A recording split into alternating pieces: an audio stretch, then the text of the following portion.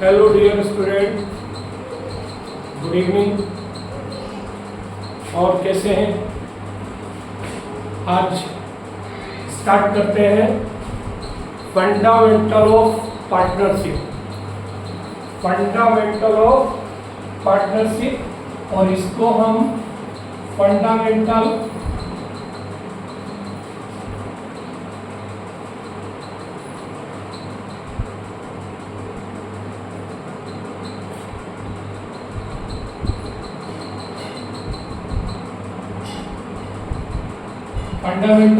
Of partnership या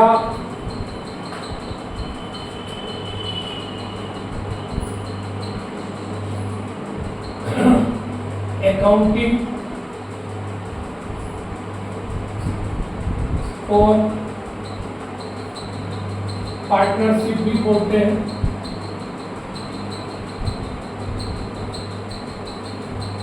यानी कि बेसिक कंसेप्ट की बात कर रहे हैं, बेसिक कॉन्सेप्ट की बात कर रहे हैं।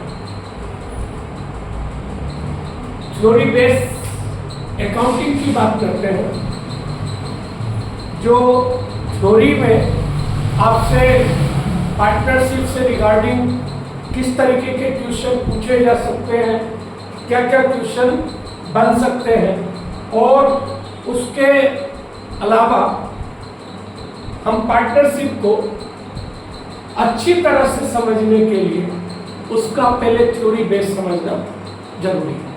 चलिए बिना किसी देरी के स्टार्ट करते हैं। फर्स्ट ऑफ ऑल हम डिस्कस करेंगे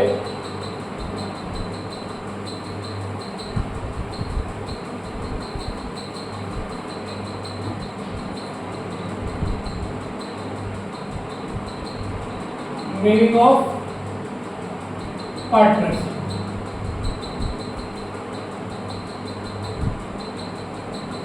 मीनिंग ऑफ पार्टनरशिप। तो मीनिंग ऑफ पार्टनरशिप बेटा, ये आपको पार्टनरशिप की बात अगर हम बात करते हैं तो पार्टनरशिप क्या चीज होती है, पार्टनरशिप किसे कहते हैं, तो अकॉर्डिंग टू पार्टनरशिप एक्ट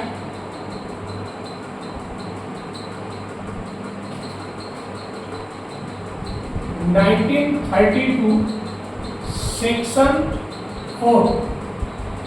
एक क्वेश्चन आपका यही से बन जाता है, एक क्वेश्चन आपका यही से पूछ लिया जाता है कि partnership act, Indian partnership act is known as, Indian partnership act को किस नाम से जाना जाता है? तो Indian partnership act known as partnership act 1932। अब दूसरा क्वेश्चन यही से बन जाता है, दूसरा क्वेश्चन यही से बन जाता है कि पार्टनरशिप को किस सेक्शन में डिफाइन किया गया है? तो पार्टनरशिप को सेक्शन 4 में डिफाइन किया गया है। क्लियर हो गई बात? आगे बात करते हैं भैया। पार्टनरशिप इज द रिलेशनशिप, इसकी डेफिनेशन की बात कर रहे हैं भैया। तो पार्टनरशिप क्या है? पार्टनरशिप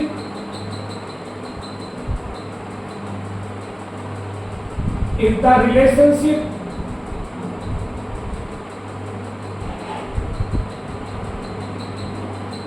रिलेशनशिप नहीं लिखते, रिलेशन लिखते हैं खाली।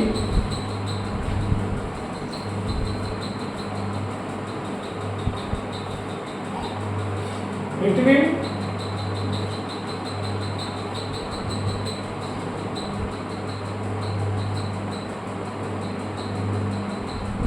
persons who have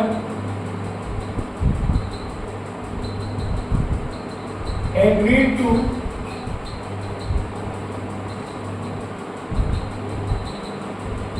share the profit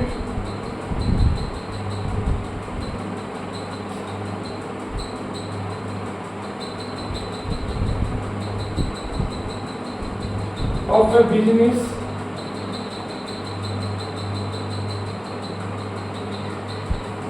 carried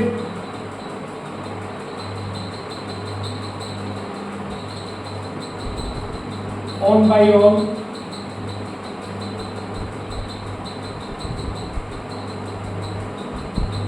or any of them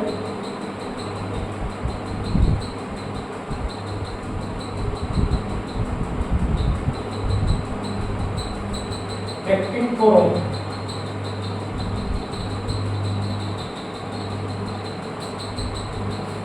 Partnership is the relation between persons. यहाँ persons की बात करते हैं, कम से कम कितने पर्सन होते हैं, ज्यादा कितने होते हैं वो अभी बाद में डिस्कस करेंगे। तो पहली बात आती है partnership is the relation between persons who have agreed to share the profit of the business carried on by all or any of them for all. यानी कि बिजनेस पार्टनरशिप फर्म में ये जरूरी नहीं है कि बिजनेस जो है वो कोई सभी करें, सभी पार्टिसिपेट करें, ये जरूरी नहीं है। सारे पार्टनर भी पार्टिसिपेट कर सकते हैं बिजनेस में और सारे की जगह पर कोई एक पर्सन भी पार्टिसिपेट कर सकता है, बाकी सबका रिप्रेजेंटेशन करते हुए। क्लियर है? तो भैया नोट करते चलना, hand to hand screen set लेते चलना, बाकी बात की बात है। मैं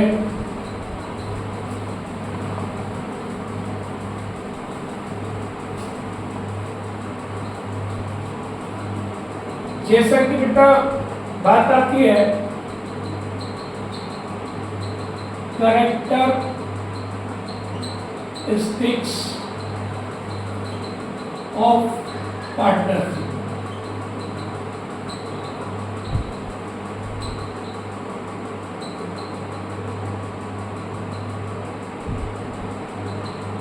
कैरेक्टरिस्टिक्स ऑफ पार्टनरशिप की बात करते हैं।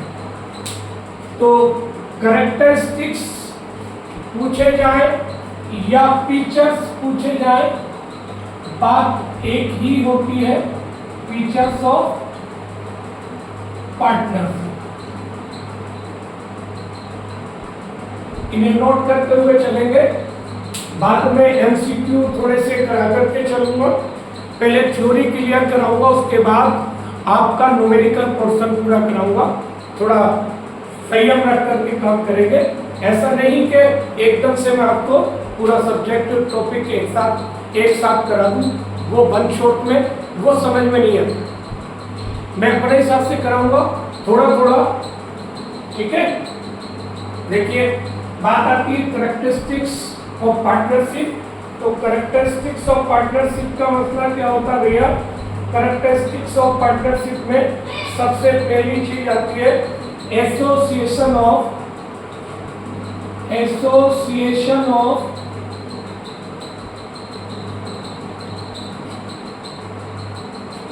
To or more person, two or more person, more than two या टू और मोर पर्सन बोल सकते हैं, ठीक है। To or more person, okay. या फिर आप बात करें तो यहाँ पर कम से कम कितने पार्टनर होते हैं भैया? मिनिमम 2 और मैक्सिमम 50। अब एक चीज मैं आपको बता दूं कि there is no description about the minimum and maximum number of partners in Partnership Act 1932। Partnership act 1932 में कहीं भी इस चीज का जिक्र नहीं है, इस चीज का कोई डिस्क्रिप्शन नहीं है कि how many partners in the partnership firm, minimum and maximum. Clear? हाँ, तो ये हमें कहां से पता चलता है, ये बात भी है। तो ये मैक्सिमम और मिनिमम पार्टनर्स जो होते हैं वो अकॉर्डिंग टू कंपनीज एक्ट 2013 के बता रहा हूँ। ठीक, अगर बात करें हम अकॉर्डिंग टू कंपनीज एक्ट 1956, तो according to companies act 1956 minimum partners में भी 2 एंड मैक्सिमम पार्टनर्स में भी 20 in a partnership company. But in case of banking system maximum partners में भी 10 according to companies act 1956। Okay, now second point है existence agreement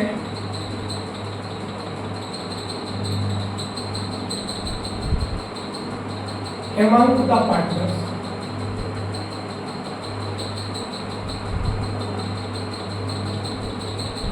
तो partnership comes into force by an agreement. Partnership जो अस्तित्व में आती है, पार्टनरशिप का जो एक्सिस्टेंस होता है वो बाय एन एग्रीमेंट होता है, क्योंकि partnership is an agreement among the 2 और मोर पार्टनर्स। ठीक है, तो जो पार्टनरशिप होती है वो comes into force by agreement होती है। ओके, क्लियर भैया? इसके बाद में एक्सिस्टेंस ऑफ बिजनेस।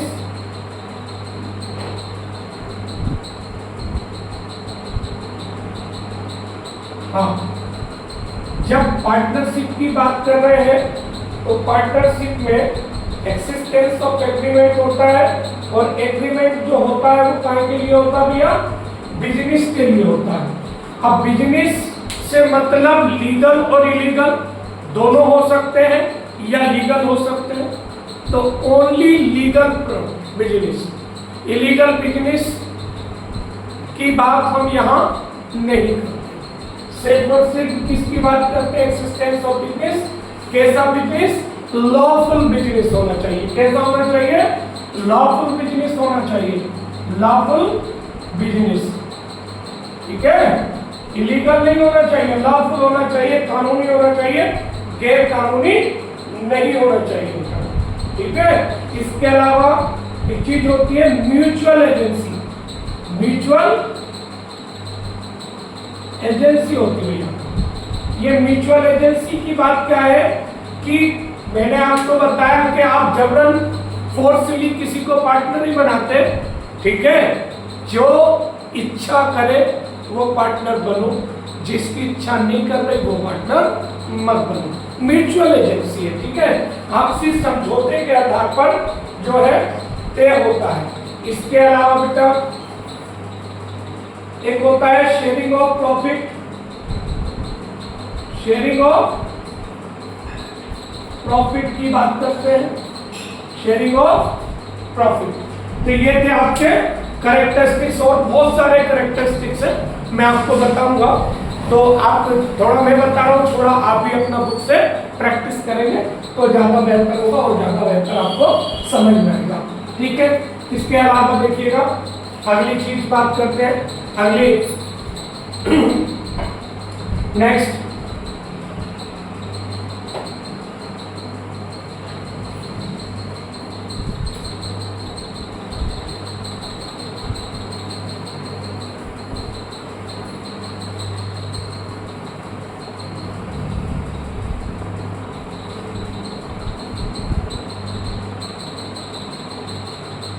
बात करते हैं बेटा पार्टनरशिप डीड की। Partnership deed, partnership deed according to partnership act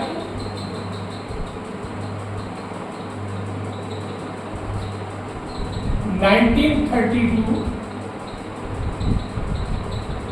section 5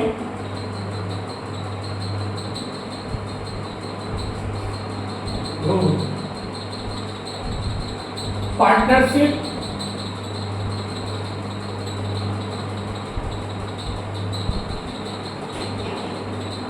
deed is a written agreement, a written document,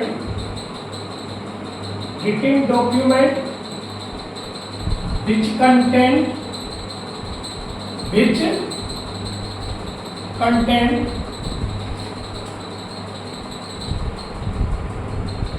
terms and condition of partnership.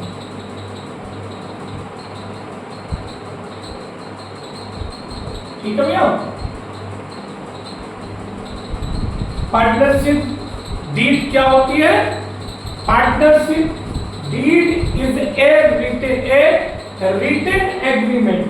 Partnership is a written agreement, written document. Written document होता है, written agreement होता है, क्योंकि मैंने आपको बता दूं यहीं पर थोड़ा सा कि agreement among the partners, agreement among the partners may be written or oral। हाँ, एग्रीमेंट रिटन भी हो सकता है और ओरल भी हो सकता है, लेकिन जब एग्रीमेंट रिटन में होगा तो पार्टनरशिप डीड कहलाएगी, अदरवाइज पार्टनरशिप डीड नहीं कहलाएगी। दूसरी चीज, ये एक ऐसा रिटन एग्रीमेंट होता है जिसमें पार्टनरशिप के जो है टर्म्स एंड कंडीशन नोटेड होती हैं। पार्टनरशिप की कंडीशन नोट होती है, टर्म्स एंड कंडीशन नोट होती है कि जैसे कि पार्टनरशिप के पार्टनर के नाम कौन कौन होंगे, पार्टनर कौन कौन होंगे, उनका स्थान क्या क्या होगा। तो नेम एंड एड्रेस होता है, name and address of partner होता है, एड्रेस ऑफ पार्टनर होता है। उसके अलावा नेचर ऑफ द बिजनेस होता है, नेचर ऑफ द बिजनेस होता है भैया। इसके अलावा नेचर ऑफ बिजनेस के अलावा यहाँ पर लिखा होता है कैपिटल ऑफ द पार्टनर्स कितनी होगी, कैपिटल ऑफ ईच पार्टनर के बारे में भी लिखा होता है, ईच पार्टनर, ठीक है। और इसके अलावा interest on capital, interest on drawing, IOC होता है, आईओडी होता है, रेम्यूनरेशन की बात होती है, रेम्यूनरेशन टू पार्टनर्स होता है भाई। और रेम्यूनरेशन टू पार्टनर के अलावा भाई इसके अलावा जो है प्रॉफिट शेयरिंग रेशियो भी होता है कि प्रॉफिट शेयरिंग रेशियो कितना होगा पार्टनर्स का, ठीक है। ये क्लियर होगी बात कि पार्टनर्स में बहुत सारी टर्म्स एंड कंडीशन हो सकती है, और जिस बात पर पार्टनरशिप में कोई एग्रीमेंट नहीं होता उस कंडीशन में पार्टनरशिप एक्ट 1932 के रूल्स एप्लीकेबल हो जाते हैं। क्लियर है? चाय लेंगे? ठीक है, आगे बढ़ते हैं। देखिएगा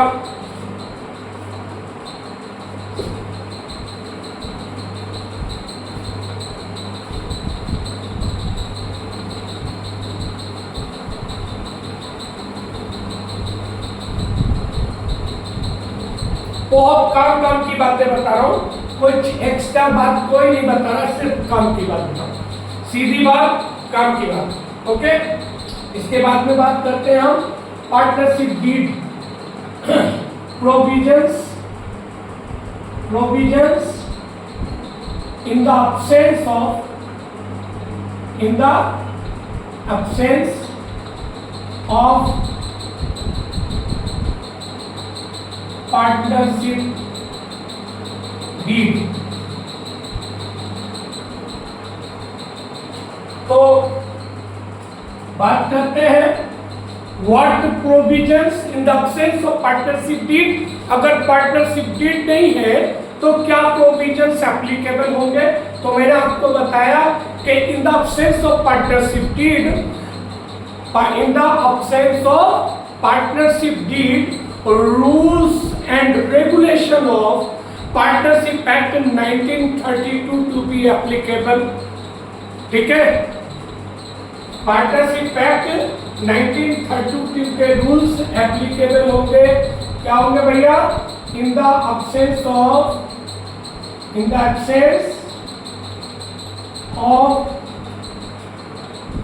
पार्टनरशिप डीड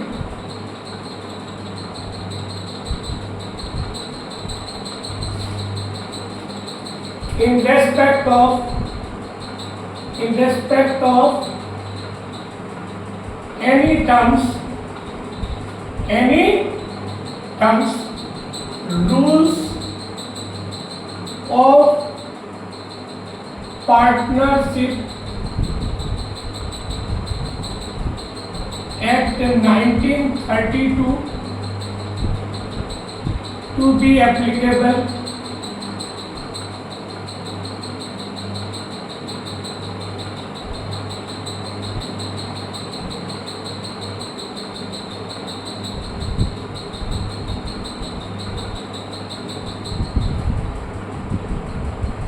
ठीक है भैया, कि अगर पार्टनरशिप डीड नहीं है तो rules of partnership act 1932 applicable हो जाएंगे फर्म पर।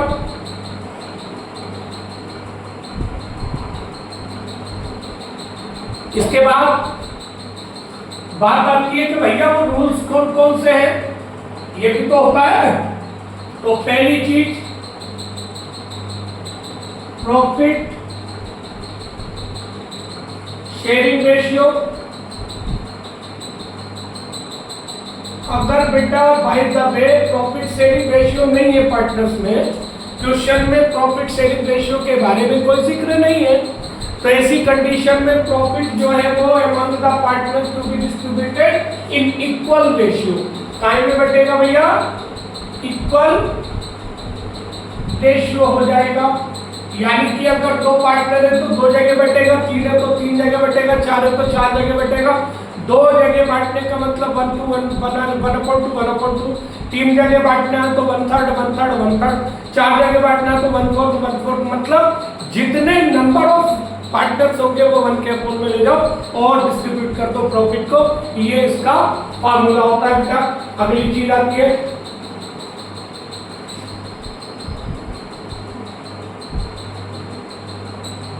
IOC not allowed, IOC not allowed। इसके बाद आता है AOD not allowed, IOD not allowed। Partners remuneration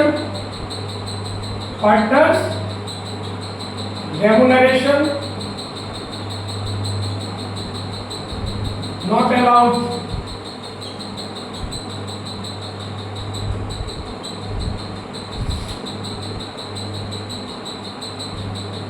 interest on loan at the rate of 6%। Admission of new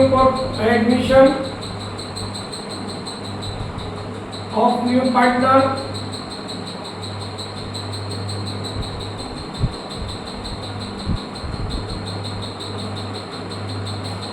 with consent of all partner। अगर सारे partner सहमत हैं तो नए पार्टनर को एडमिशन दिया जा सकता है, अदरवाइज नए पार्टनर को एडमिशन नहीं दिया जा सकता। ठीक, अगर दे रखा है कि कुछ सारे पार्टनर एग्री हैं तो ही नया पार्टनर एडमिशन ले सकता है। अगर सब में से कोई एक भी नाराज होता है कि ये पार्टनर नहीं बनेगा तो पार्टनरशिप में नया पार्टनर एडमिशन नहीं ले सकता। क्लियर है?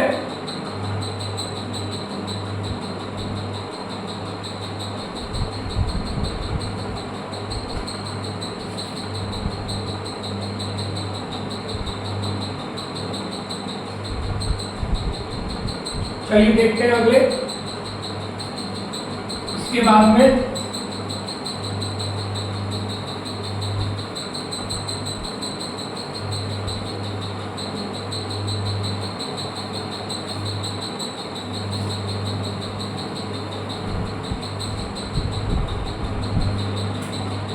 कभी कभी बेटा डिफरेंट टाइप्स ऑफ पार्टनर्स भी पूछ लिए जाते हैं। डिफरेंट टाइप्स ऑफ पार्टनर,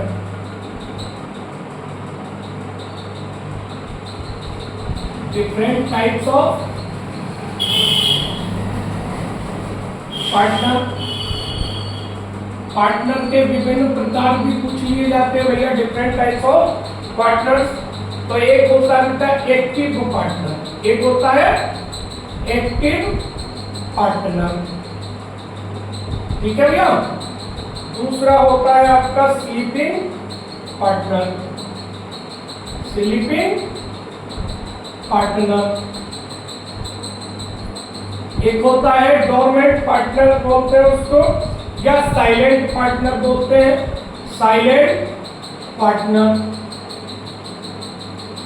ठीक है। एक होता है भैया, इसके अलावा एक अन्य उपयोग होता है कि सीक्रेट पार्टनर होता है, सीक्रेट पार्टनर, ठीक है। सीक्रेट पार्टनर के अलावा बेटा एक होता है नॉमिनल पार्टनर, नॉमिनल पार्टनर, और इसके अलावा एक होता है माइनर पार्टनर, माइनर पार्टनर। वैसे तो मैं आपको सभी के बारे में बता रहा हूँ, लेकिन स्पेशली इस पे फोकस ज्यादा करना भैया, क्योंकि ये बहुत काम की चीज है, ठीक है।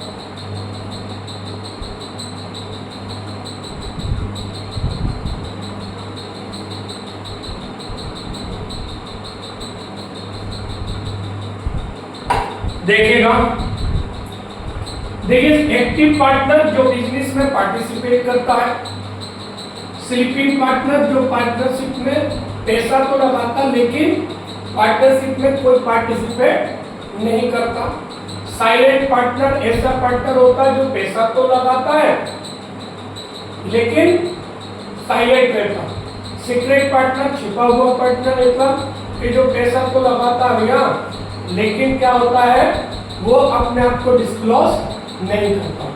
नॉमिनल पार्टनर जो होते हैं वो होते हैं बड़बोले कि जो कुछ नहीं लगाते लेकिन बिजनेस के अपने आप को पार्टनर बनाते हैं। एक होता है माइनर पार्टनर, तो माइनर पार्टनर, माइनर का मतलब होता है माइनर पर्सन से।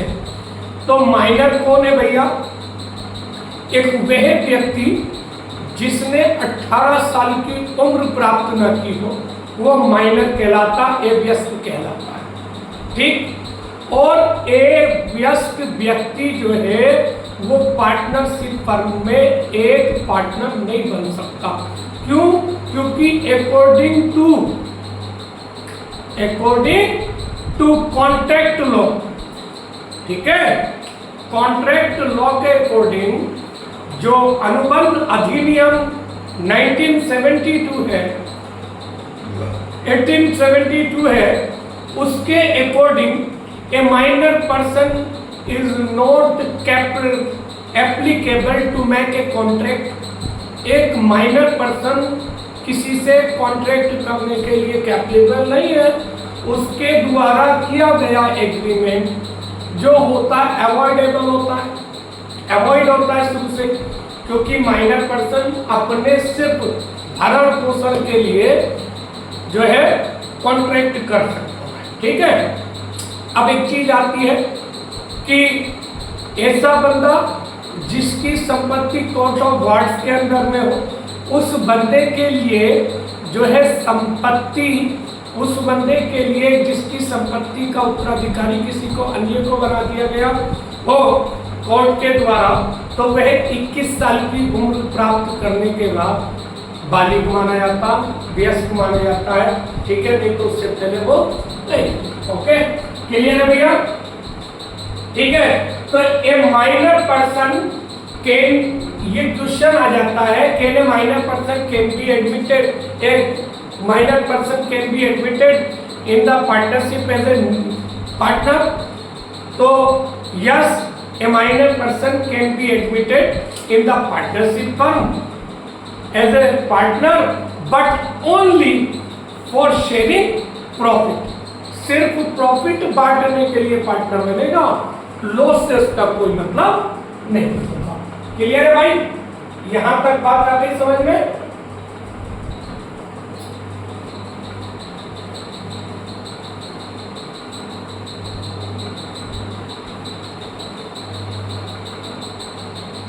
एक बात आती LLP। LLP का मतलब होता है limited liabilities partnership. Limited liabilities partnership हमारे हिंदुस्तान में, हमारे भारत में, हमारे इंडिया में पार्टनरशिप जो होती थी वो उसमें पार्टनर्स का जो दायित्व था वो अनलिमिटेड होता था भैया। ठीक है, क्योंकि पार्टनर और पार्टनरशिप फर्म दोनों पॉइंट व्यू ऑफ अकाउंटिंग तो अलग अलग होते थे, लेकिन वैसे वास्तव में अलग होते नहीं है। अब बात आती है यहाँ पर कि ये जो लिमिटेड लायबिलिटीज पार्टनरशिप लिख दिया तो ये कहाँ की बात है? हाँ, ये बात अब इंडिया की ही है, लेकिन ये जो भारत में आया वो 2008 से शुरू हुआ। 2008 से पहले जो था लिमिटेड लायबिलिटीज और पार्टनरशिप इंडिया में नहीं था। क्लियर बात आगे हो गई? समझ में आ गया?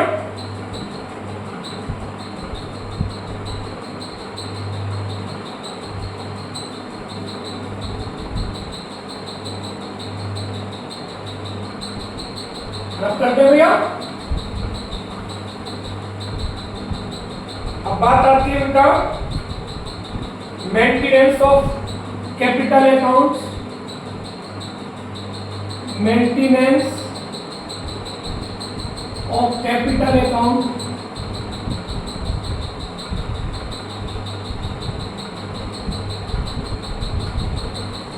तो कैपिटल अकाउंट को मेंटेन करने की बात अगर चलती है तो there are two methods.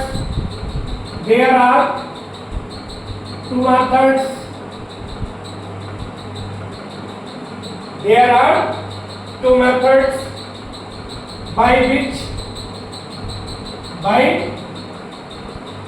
which the capital accounts of partner, the capital accounts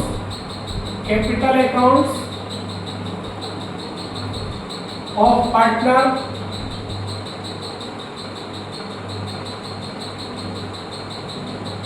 can be maintained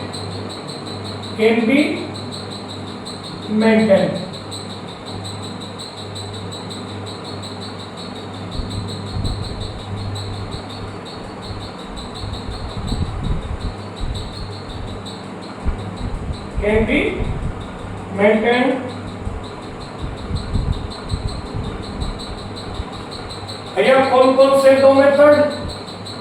एक होता है फ्लैक्चुएटिंग कैपिटल, एक होता है fluctuating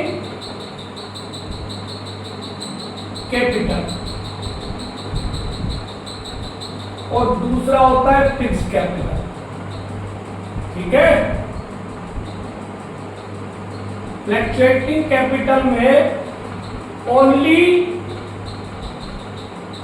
partners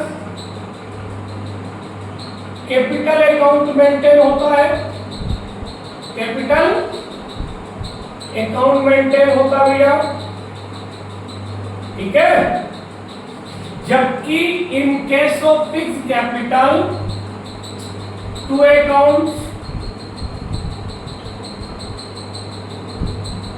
maintain for each partner. प्रत्येक पार्टनर के लिए कितने अकाउंट ओपन होते हैं? दो। एक होता है कैपिटल अकाउंट, एक होता भैया कैपिटल अकाउंट,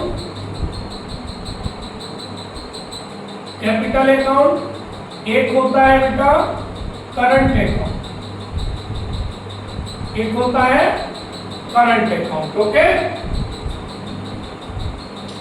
अब ज्यादा डिस्क्रिप्शन में नहीं जा रहा है, ऐसे समझा रहा हूं कि जब फ्लैक्चुएटिंग कैपिटल होती है तो जितनी भी पार्टनर्स के ट्रांजैक्शन होती हैं वो सारी की सारी, चाहे वो P&L एप्रोप्रिएशन से रिलेटेड हो, कैपिटल से रिलेटेड हो, किसी से भी रिलेटेड हो, वो सीधे सीधे कैपिटल अकाउंट में चली जाती है। ठीक है, अब बात आती है अगर फिक्स कैपिटल हो तो फिक्स कैपिटल की कंडीशन में अगर कैपिटल को इंक्रीज करने की बात चलती है, एडिशनल कैपिटल इंट्रोड्यूस करने की बात चलती है, या कैपिटल के विड्रॉल की बात चलती है, तो कैपिटल अकाउंट में एंट्री होगी। नहीं तो साल दर साल जो है कैपिटल का अकाउंट बैलेंस वही रहेगा, फिक्स रहता है, हमेशा वही रहता है। उसके अलावा पार्टनर्स की जो एंट्री होती है, जैसे डिस्ट्रीब्यूशन ऑफ प्रॉफिट होता है, इंटरेस्ट ऑन कैपिटल होता है, इंटरेस्ट ऑन ड्राइंग होता है, ड्राइंग होती है, डेरिवेटिव अगेंस्ट प्रॉफिट होता है, इसके अलावा और रेम्यूनरेशन वगैरह जो कुछ भी होते हैं वो पार्टनर्स के करंट अकाउंट में चले जाते हैं। इसलिए दो अकाउंट मेंटेन होते हैं, इनका फॉर्मेट बता देता हूं मैं आपको।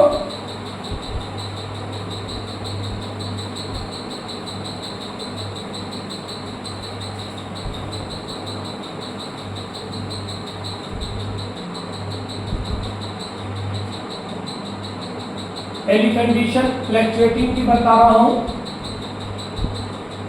फ्लैक्चुएटिंग, तो फ्लैक्चुएटिंग में partners capital account, capital account जितने पार्टनर हो उतने कॉलम बना लो, 1 2 3, सपोज करो मैंने 3 पार्टनर का कॉलम बना दिया, A B C particular particular. Okay, सबसे पहले अगर बैलेंस दिया हो तो by balance BD, capital account का बैलेंस क्रेडिट होता है या बैलेंस बीडी आ जाएगा। ठीक है भैया, और इसके अलावा अगर प्रॉफिट बढ़ता है तो बाय आईओसी, ठीक है, by general reserve, general reserve, ठीक है, by P&L appropriation, P&L appropriation account, by remuneration भी आ जाता है, पार्टनर्स का रेम्यूनरेशन भी हो सकता है भाई, हैं? अगर एडिशनल कैपिटल लगाइए तो बाय एडिशनल कैपिटल, है बाय एडिशनल कैपिटल के लिए बाय कैश या बाय बैंक आ सकता है।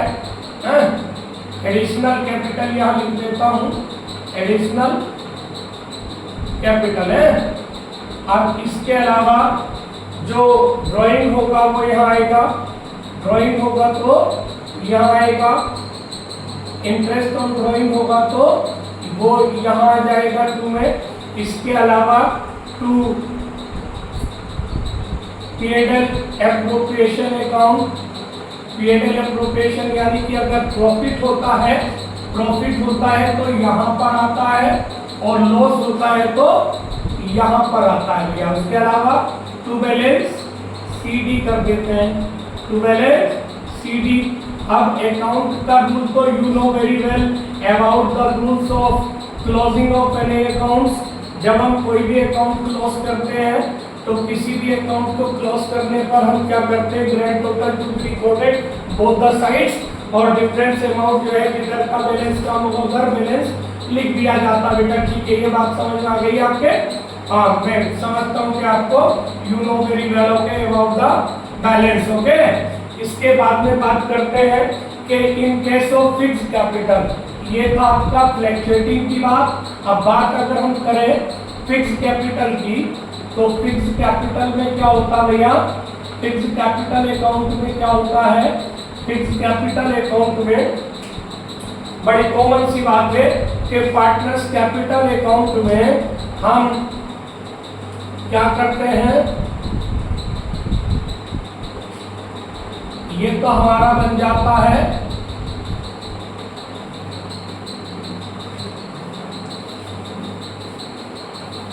देखिएगा, यहां बात करते हैं बाई कैश या बाई बैंक, बाई कैश या बैंक। अगर एडिशनल कैपिटल लगता है तो एडिशनल कैपिटल लगाएगा है। और टू कैश या बैंक, टू कैश या बैंक अगर ड्रॉइंग अगेंस्ट कैपिटल, ठीक है भैया, अगर कैपिटल में से विड्रॉल करता है तो, नहीं तो अदरवाइज टू बैलेंस सीडी कर देते। ओके ठीक है भाई।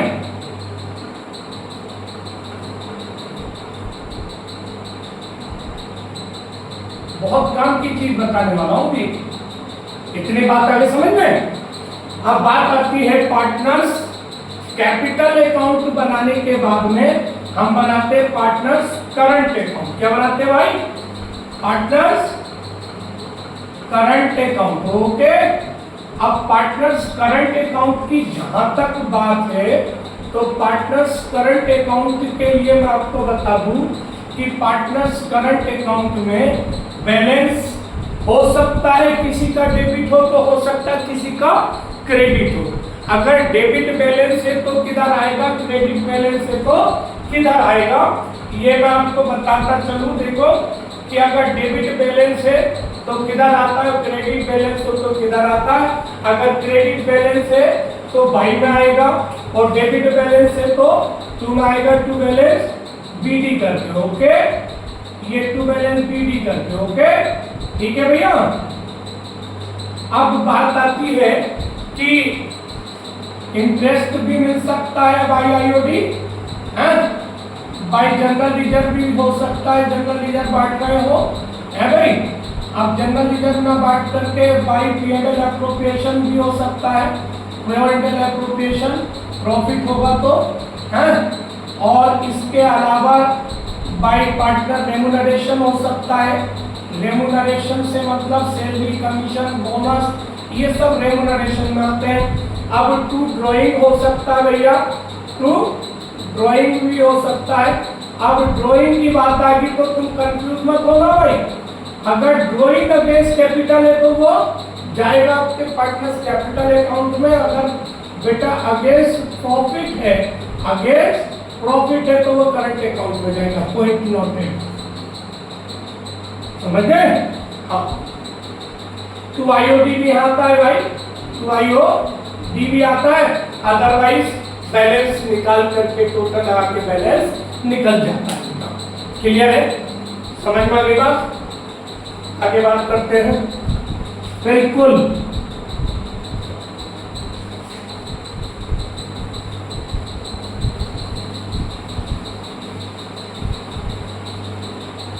अब बात करते हैं पीएनएल एप्रोप्रिएशन की।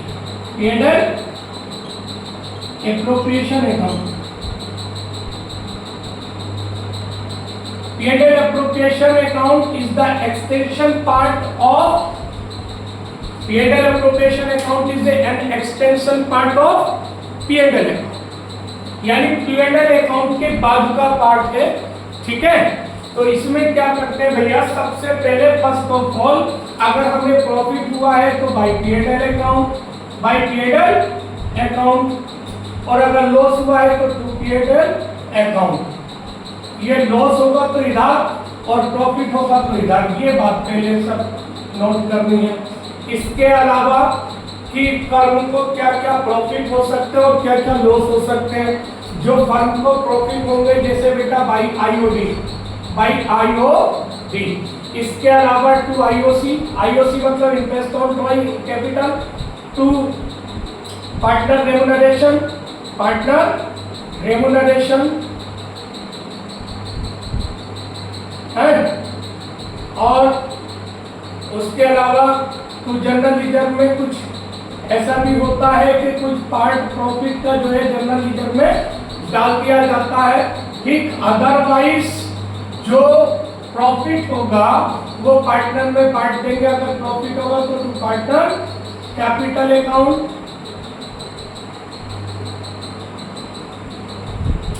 और करंट अकाउंट। अब यहाँ पर तुम्हारे दिमाग में बात आ रही होगी कि आपने करंट भी लिख दिया और कैपिटल भी लिख दिया, ऐसे संभव कैसे? भैया अगर फ्लैक्चुएट कैपिटल है तो कैपिटल है नहीं, और अगर फिक्स कैपिटल है तो करंट। इसी तरह से बाई आ जाता है, बाई पार्टनर अगर लॉस होता है तो बाई पार्टनर कैपिटल और करंट अकाउंट। ठीक,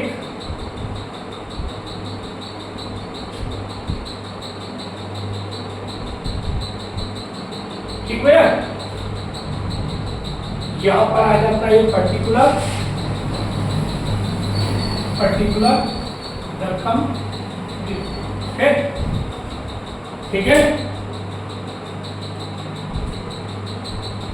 अगर आपको बेटा मेरी वीडियो पसंद आई हो तो please like and share my video, और इसी तरह से आपका प्यार और सम्मान मुझे मिलता रहेगा। इसी तरह से आपके लिए मेहनत करता रहूंगा और एक से एक नई वीडियो आपके लिए लेकर आता रहूंगा। इसी तरह से एक जानदार से जानदार टॉपिक आपके लिए मैं यहाँ पर इस तरह से क्रम बाई क्रम से पूरा टॉपिक कराऊंगा, पूरी तरह से, किसी तरह से भी छोड़ूंगा नहीं। इसीलिए बस आपका प्यार और सम्मान मिलना चाहिए। थैंक यू, धन्यवाद, जय हिंद।